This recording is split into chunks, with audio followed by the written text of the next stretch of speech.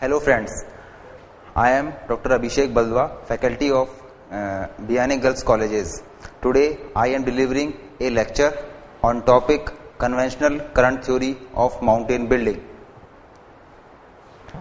Conventional current theory, ये theory basically Arthur Holmes ने दी थी 1928-29 के अंदर.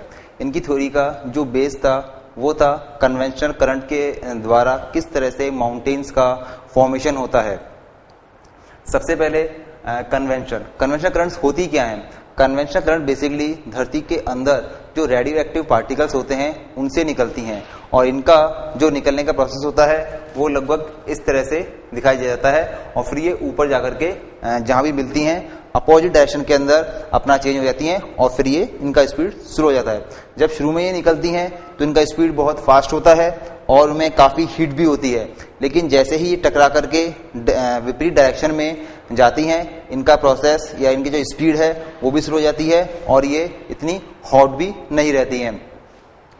ऑर्थर होम्स ने जो माउंटेन से रिलेटेड अपनी थ्योरी दी थी उसको उन्होंने 3 स्टेज में डिवाइड किया था. फर्स्ट स्टेज के अंदर उन्होंने बताया था कि सबसे पहले माउंटेन्स फॉर्मेशन के लिए जियोसिंक्लाइन जो बॉडी है उसका बनना नेसेसरी होता है. जियोसिंक्लाइन क्या होता है? जियोसिंक्लाइन बेसिकली एक वाटर बॉडी होती है जिसके चारों तरफ हार्ड पार्टिकल्स या लैंडफॉर्म होता है. वो कैसे बनती है?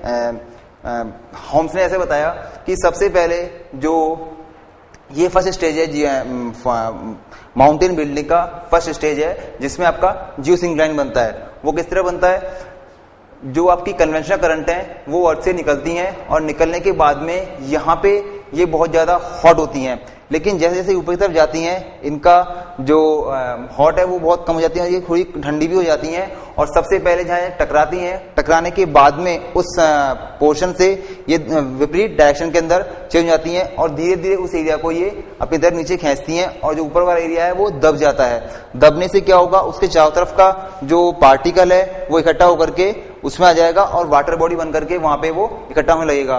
तो वेरी फर्स्ट स्टेज होता है और इस स्टेज के अंदर जो कन्वेंशनल करंट होती है उनका स्पीड इतना स्पीड में नहीं होता है, बहुत स्लो स्पीड इनकी होती है.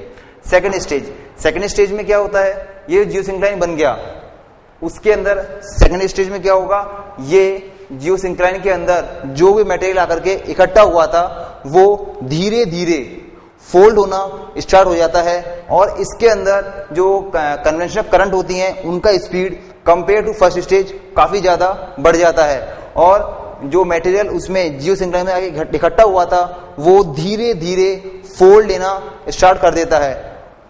थर्ड स्टेज जो होता है ये एकदम लास्ट स्टेज है माउंटेन बिल्डिंग का और इसके अंदर जो मटेरियल इसमें फोल्ड होना स्टार्ट हुआ था पूरी तरह से फोल्ड होकर के और माउंटेन का शेप ले लेता है और इसके अंदर कन्वेंशनल करंट जो थी वो कंपेयर टू दिस स्टेज बहुत ज्यादा स्लो हो जाती है क्योंकि अब उनमें इतना पावर नहीं रहता है कि वो और मटेरियल को अपने में डाल सकें. इसलिए ये लास्ट स्टेज होता है और इसके अंदर माउंटेन्स बनना स्टार्ट हो जाते हैं.